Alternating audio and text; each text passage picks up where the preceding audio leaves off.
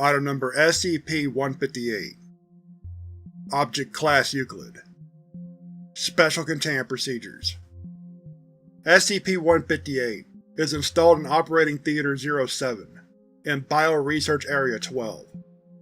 Personnel are not to be allowed in, nor is power to be supplied to the room, unless they have submitted, and had approved, a proper clearance requisition form to the Chief of Research Professor.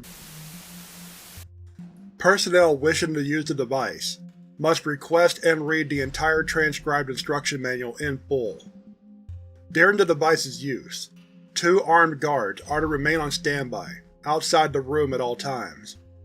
In the event of an accident, all power must be cut to the room instantly, and guards are to examine the room carefully for any signs of misconduct. Misconduct will be punished in a manner decided by the Chief of Research on a case-by-case basis. Description: SCP-158 is a large mechanical arm, similar to one that one might find in an automotive factory, although the end attachment is unusually shaped, resembling a pointed tridactyl claw.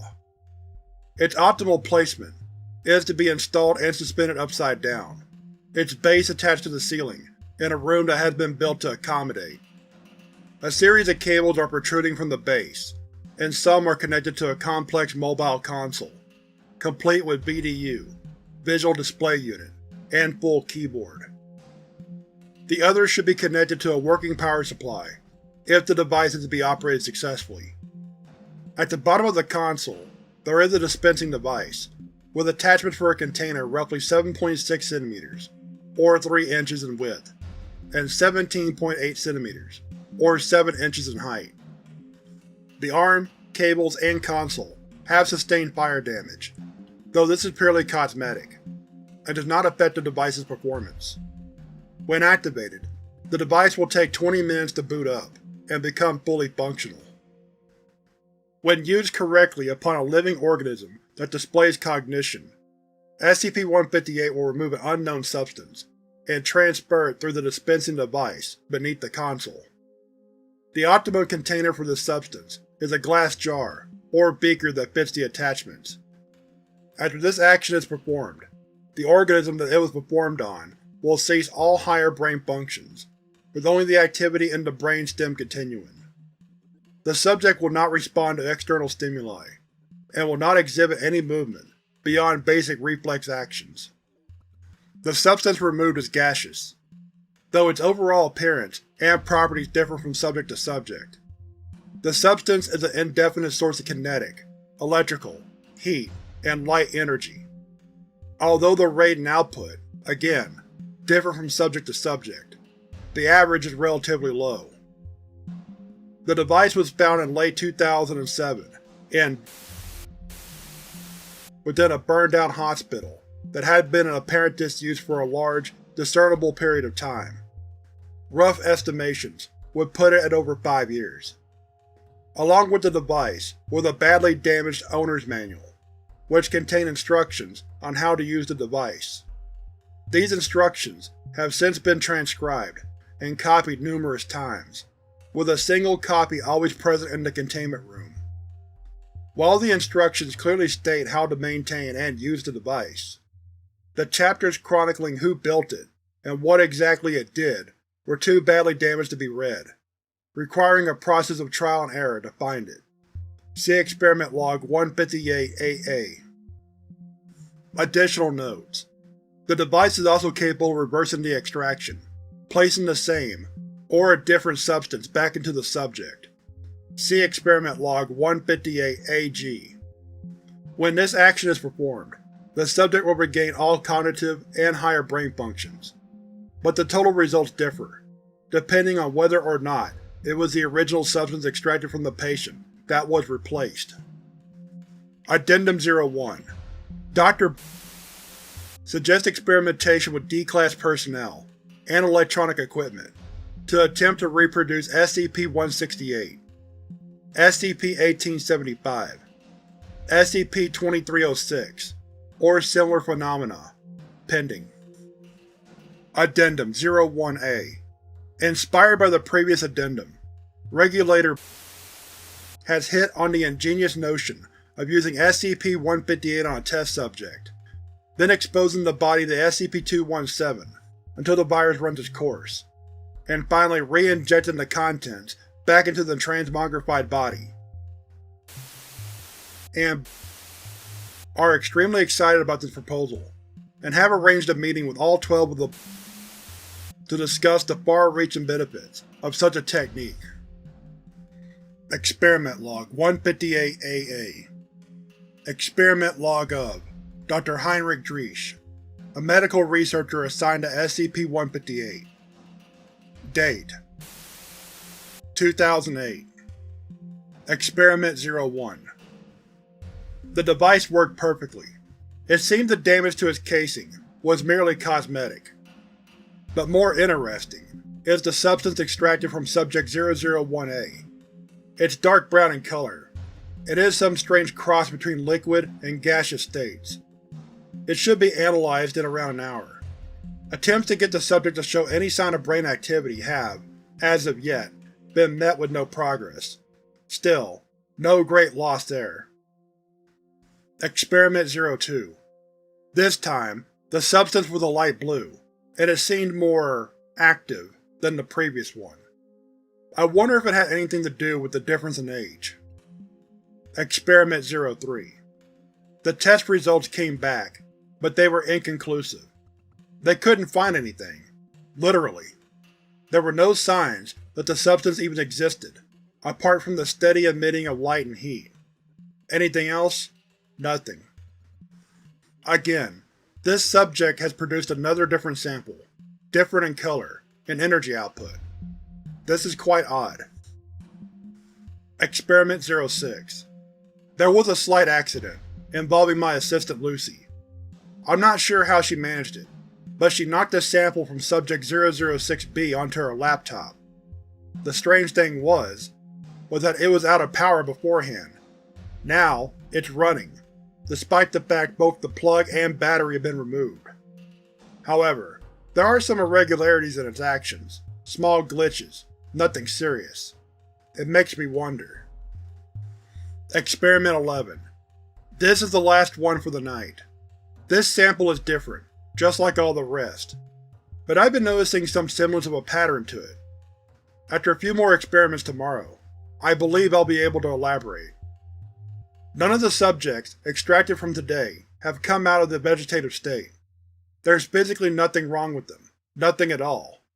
I've had them screened for every possible medical anomaly. They're just not there. Lights are on, but nobody's home. Still, despite this, I'm keeping them restrained and under guard, and Lucy's laptop, just in case. With the kind of things that go on around here, it's better to be safe than sorry. Date: 2008. Experiment 24. I was right. There is a pattern to it. I'm almost certain the irregularities in the energy output are caused by the subject's age and vitality. As for the difference in color, I think it may be down to the subject's disposition, but I'm not sure. I need to run a couple more tests and get the original files on the subjects.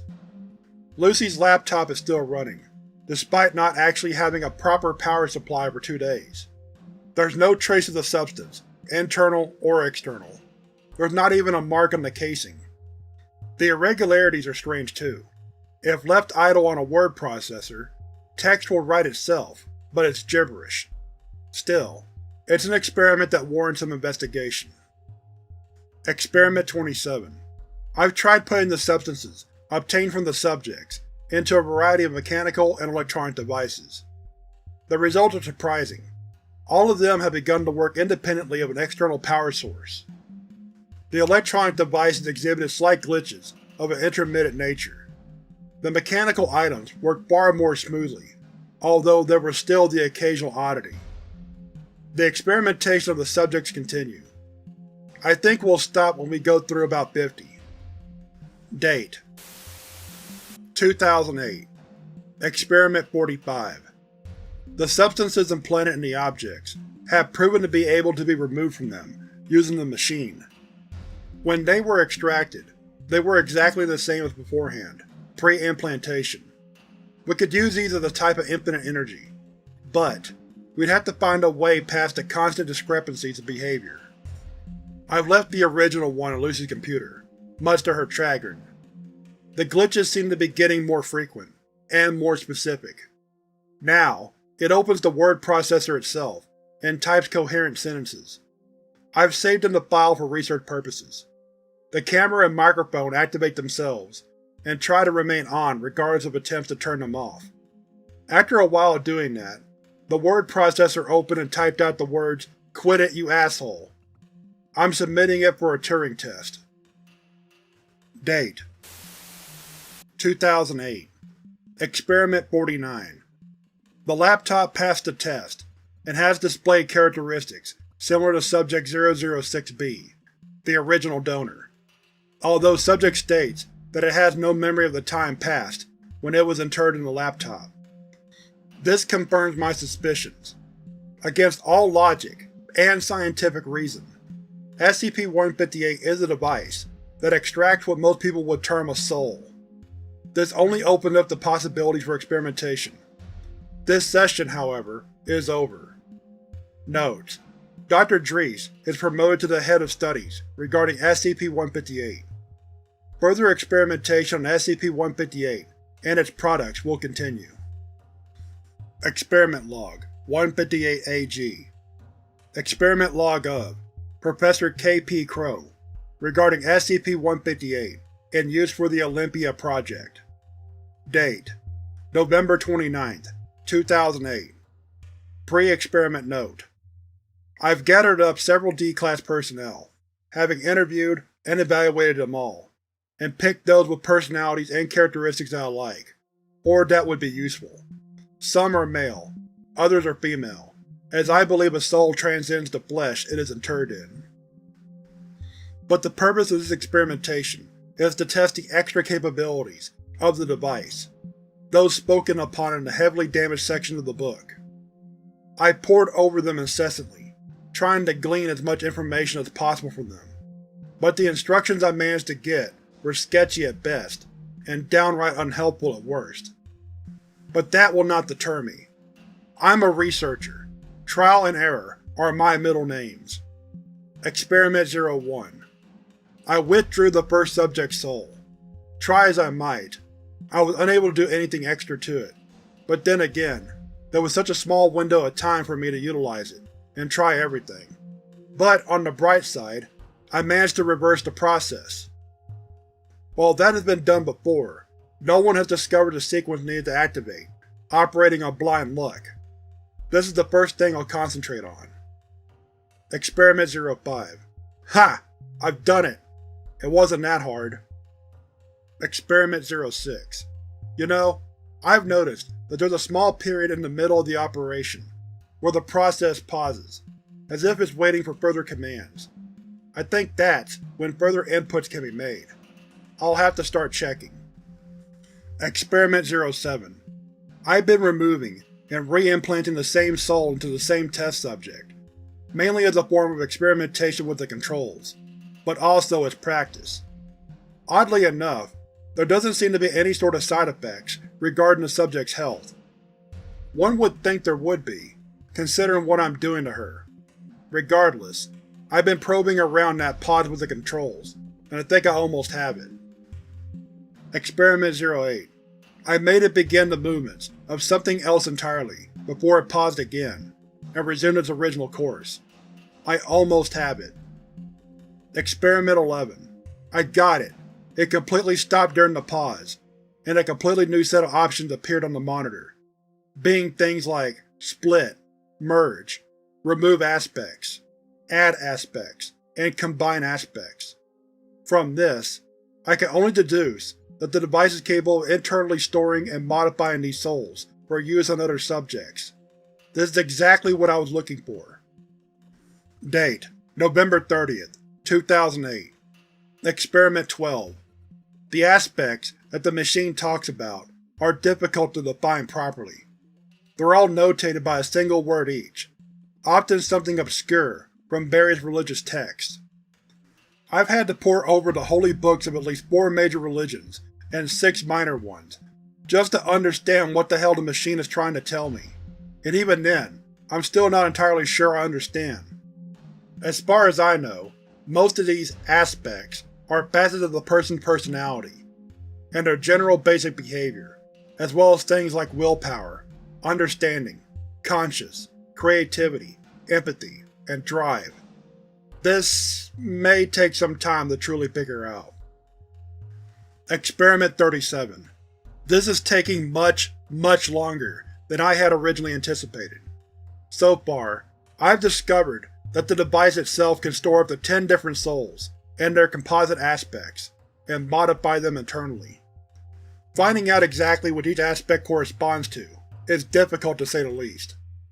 I'm having to modify each subject slightly, then send them out for a complete psychological evaluation to try and discern what exactly I did.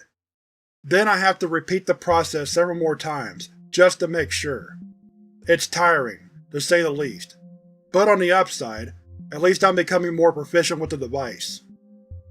Experiment 42. This is getting ridiculous. This has sucked up most of the time of my day, and I'm near falling asleep here.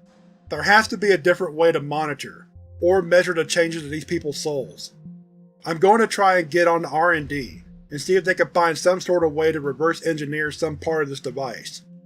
Something to make this run just that little bit smoother.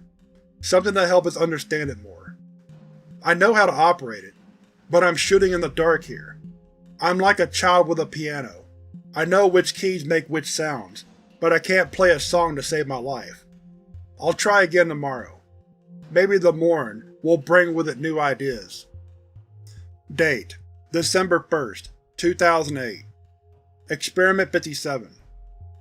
I had thought I had grasped an idea of the limits of this device, but I was proven wrong. I had assumed the machine was at fault, being too complicated for its own good. Now I realize my mistake. It's not the machine, it's the very nature of a human soul. There's no true way to express something like that in mere words, although this machine tries desperately to do that. That said, it will take me some time to be able to use this device competently enough to do what I am hoping to do. I'll have to study the things I have seen and recorded to the very limit of my abilities. Date: December 2nd, 2008. Experiment 80. I've left the device alone for the moment, electing to study my notes, rather than raise more questions by interacting with the device. I've recorded over 400 different words in regard to the aspects, with an almost unlimited number of combinations capable therein. Seems apt, of course, considering the complexity of the human condition. But should I master this device, the possibilities could be endless. But such a thing does not seem to be anywhere in sight. It may take months, even years, simply to grasp this device, let alone do what I have suggested. I plan to do it in days. Date: December 3rd, 2008. Experiment 93. Still no real progress. At most, I've gotten a single soul that is a composite of all I've learned, but it's something that I can't quite describe. When it turned into a host, it's highly interesting, but when I send it in for a psych test, the results basically go out the window. We can't get a valid result, which in and of itself is impossible. Experiment 95.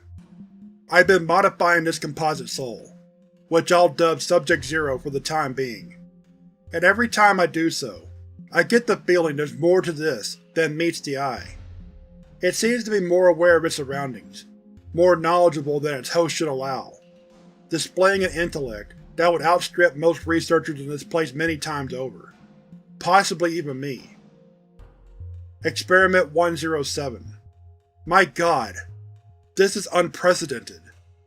The reason why the evaluations were so inconclusive, why Zero seemed so knowledgeable, why it seemed to be able to see another world around it, they all make sense now. Subject Zero, by some fluke of chance, or by my meddling with this machine, somehow, simultaneously exists on this plane of existence, and several others. I have created an entity that exists beyond the scope of human interaction, a consciousness that can see and hear and feel and think outside of this realm. It is aware of what I have been doing, and it appreciates my having created it. It is, in a sense, immortal. Even if its physical host is destroyed, it is capable of continuing to survive beyond that, only slightly limited in this level of existence. It revealed the truth to me, and I have asked it to answer my questions for the evaluation honestly. It agreed. Experiment 110. Zero would make an excellent candidate for my assistant. It respects and admires me for its creation, much like a child would an endearing father figure. I have assured it that it would be treated well, and that I will give it a host to the best of my ability to create. All that it asked of me was that it be given a name other than Zero. A name, not a number. I told it to give itself a name, to christen itself whatever it so wishes. It told me it would have to think about it. End of session. Note: the composite soul has been accepted as a component for the Olympia project.